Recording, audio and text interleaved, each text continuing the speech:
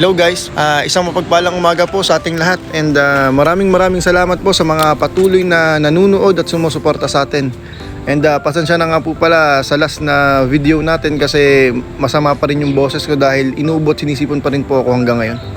And it's 6:45 ng umaga dito sa amin. Papunta pa lang po kami sa spot kung saan tayo nag-spear fishing every Sunday.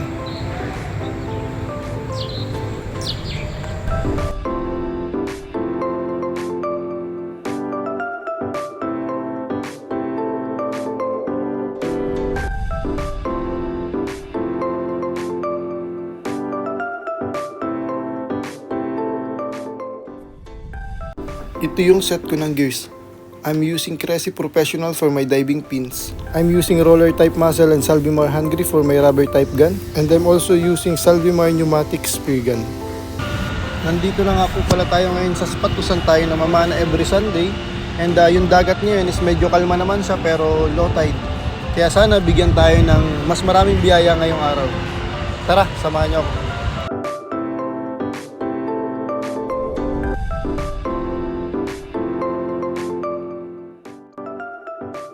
This is my first dive and also my warm-up dive. And dito, pababa pa lang ako, may nakita agad akong grupo ng mga Crevally Jack. And mukhang mabibili sila kaya sinubukan natin kumuha ng isa sa kanila. And itatry ko pa sana pumili ng mas malaki sa kanila kaso wala na akong chance dahil paalis na sila.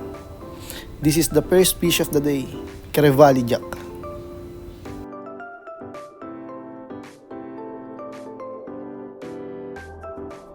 So this is my first fish, around 800 grams.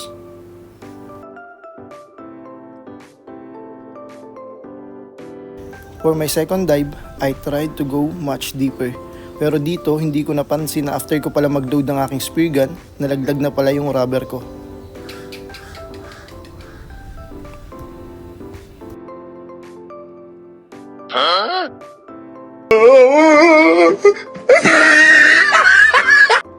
After this, I go back to the surface as quick as I can. And then kinuha ko yung another spear gun ko na nakalagay lang sa buya ko.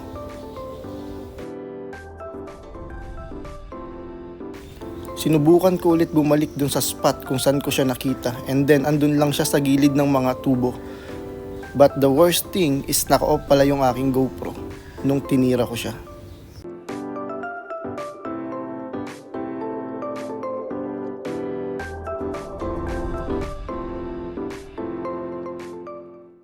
So this is my second fish of the day, Cubera Snapper, around 2 kilos.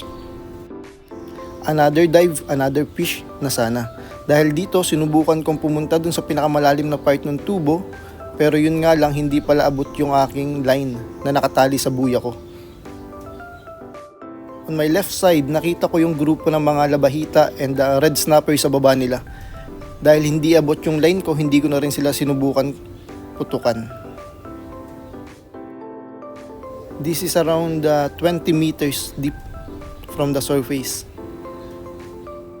I go back to the surface and I decided to go back dun sa place kung saan tayo nakakuha ng Cubera Snapper. For my another dive, dito nakakita tayo ng batalay or needlefish.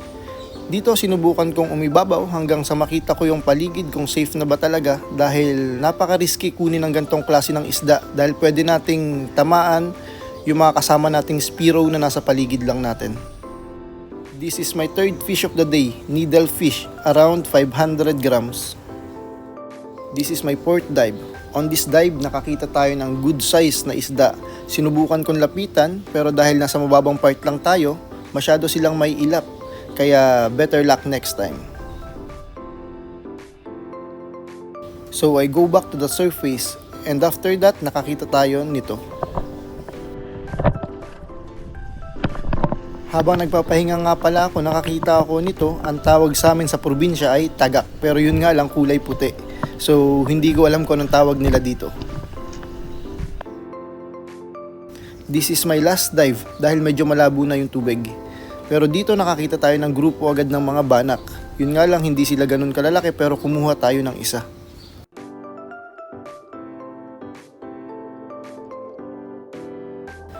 This is my fourth fish of the day, banak. Pero may ibang tawag sila sa isdang to. Pero ito ay around 200 to 300 grams.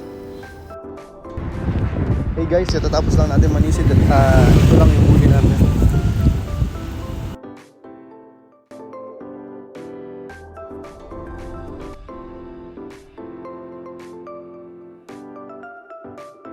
Kagigising ko lang pala and 5:42 na ng hapon dito sa amin ngayon. Kanina after natin mamana, nagdiretso tulog na agad ako pagka-uwi ko dito sa kwarto kasi medyo nanakit yung ulo ko pagkatapos natin mamana kasi siguro dahil medyo maalo na nung mga bandang 12 o'clock na nung namamana pa tayo. Pero ngayon ipiprepare natin yung mga isda para lutuin na natin siya ng mga 7 o'clock para diretso kain na din. Kaya tara! Ito nga po pala yung nahuli natin na needle fish. And dito din po yung huli ko na kubera snapper and huli na labahita ng kapatid ko and yung ating Crevally Jack na tigisa kami ng kapatid ko. Ito nakapagayat na kami ng mga kamatis and sibuyas panlagay sa loob ng isda. Dito nakaredy na yung ating kubera snapper and yung mga nahuli natin na Crevally Jack is ginayat-gayat na natin para pangsigang. Tara, simulan na natin ang pagluluto.